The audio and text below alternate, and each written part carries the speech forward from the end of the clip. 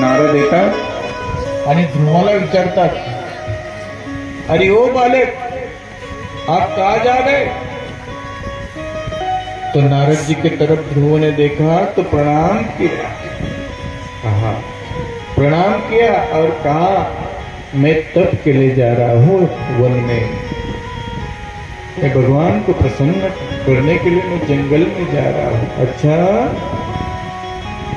तो नारद जी ने कहा देखो बेटा, जंगल में तो बहुत बड़े बड़े हिंस्र पशु रहते हैं, तुम्हें तो खा जाएंगे। हिंस्र पशु असतात वो तो तुम्हें खा जाएंगे, यहां से चले जाओ पीछे।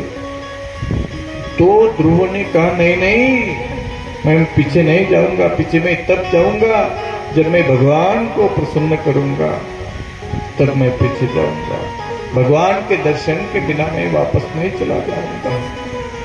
नारद ने सोच लिया बहुत बड़ी श्रद्धा है, और उनको देखकर, उनकी श्रद्धा को देखकर महाराज नारद ने ध्रुव के मस्तक पर हाथ रखा और मंत्र दिया, क्या? ओम नमो भगवते वासुदेवाय।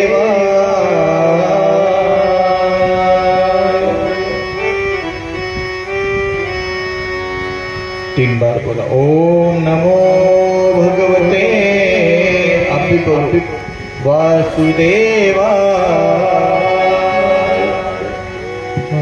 ओम नमो भगवते वासुदेवाय।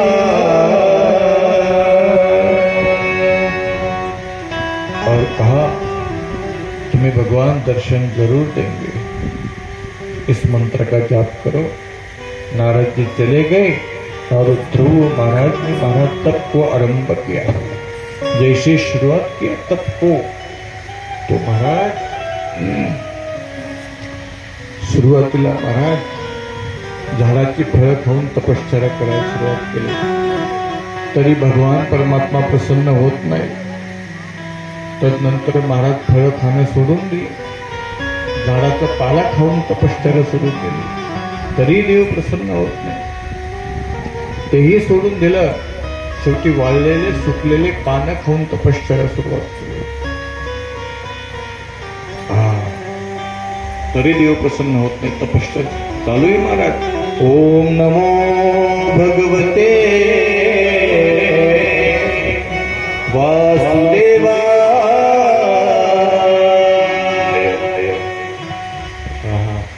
ते छोटस बालक 5 वर्षातून त्या बालकाची ती वाणी, तो मधुर आवाज त्या जंगलामध्ये महाराज घुमू लागला।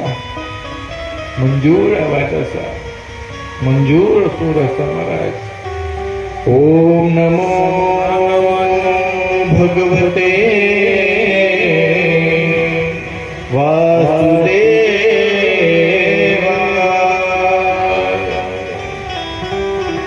ओम नमो भगवते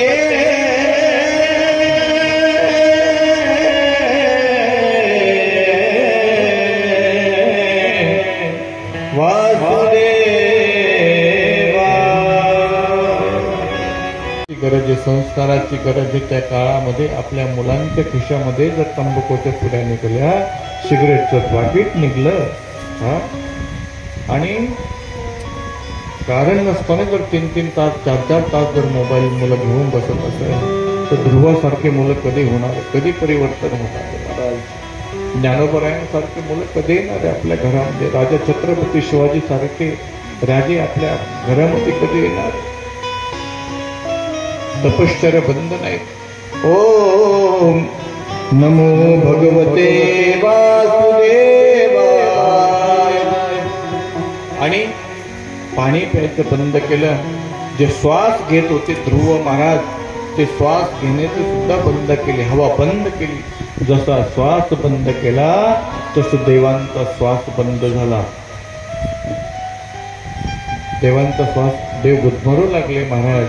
सर्व देव भगवान विष्णूकडे गेले आणि हात जोडून प्रार्थना केली, देवा आम्हाला वाचवा, आमचा श्वास बंद झाला, कोणीतरी भक्त तुमची तपश्चर्या करत आहे, म्हणून भगवान परमात्म्याने सांगितलं काळजी करू नका, माझा एक लाडका भक्त आहे ध्रुव, तो तपश्चर्या करतो, आता मी त्याला दर्शन देण्यासाठी जाणार आहे. म्हणून भगवान विष्णू महाराज जिथे ध्रुव तपश्चर्या करत होते ना तिथे प्रगट झाले महाराज. ध्रुवासमोर तिथे प्रगट झाले. आणि प्रगट झाल्यानंतर महाराज ध्रुवाला म्हणतात, अरे ओ ध्रुव, डोळे उघड. काय ते परमात्म्याचं स्वरूप आहे बघा, देवाचं किती सुंदर स्वरूप आहे महाराज.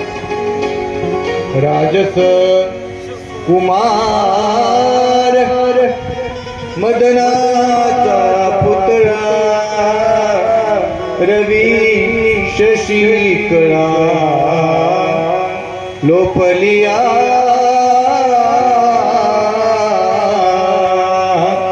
अति सुंदर महाराज. काही लोक म्हणत असतात भगवान परमात्मा सुंदर नाही, सर्वात छान आणि सुंदर. आणि सुंदर परमात्मा जेव्हा ध्रुवासमोर उभा राहिला तर ध्रुवाला आवाज दिला, अरे ओ ध्रुव, ध्रुव, तुझ्या तपश्चर्येने मी संतुष्ट झालो, तुला काय पाहिजे ते वरदान मागून घे. पण ध्रुवाने आपल्या स्वतःच्या हृदयामध्ये भगवान परमात्म्याची जी झाकी आहे महाराज ती हृदयामध्ये बंद केली होती. जसं संत सावता महाराजांनी पांडुरंग परमात्म्याला हृदयामध्ये साठवलं होतं की नाही, ठीक नाही. सावता सागर प्रेमाचे आगर घेतला अवतार मारिया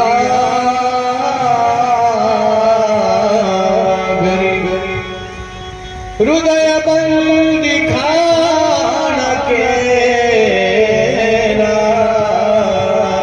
अशा प्रमाणे ध्रुवाने भगवान विष्णू परमात्म्याची झाकी आपल्या हृदयामध्ये स्थापित केली महाराज. याला म्हणतात साधना. तपाला बसल्यानंतर, पूजेला बसल्यानंतर जवळून रेल्वे जरी गेली ना तरी माणसाने इकडं तिकडं नाही पाहिले पाहिजे, एवढं एकाग्र मन झालं पाहिजे. आज ध्रुवाने एवढं एकाग्र मन केलं, आज परमात्म्याला हृदयामध्ये साठवलं, समोर परमात्मा येऊन उभं राहिले तरी माझ्या डोळे उघडायला तयार नाही. परमात्म्याने जाणलं, अरे परमात्म्याने जाणलं ध्रुव माझ्या झाकीचं दर्शन करतोय. म्हणून भगवान विष्णू परमात्म्याने ध्रुवाच्या आतमध्ये जी झाकी आहे स्वतःचं जे स्वरूप आहे ते स्वरूप काढून घेतलं. जसं स्वरूप काढलं ना, जसं स्वरूप काढलं तसं, जसे मासा पाण्यातून वर काढल्यानंतर कसं तळमळत महाराज. जीवनावे गरिमा तैसा तुका तळमळी.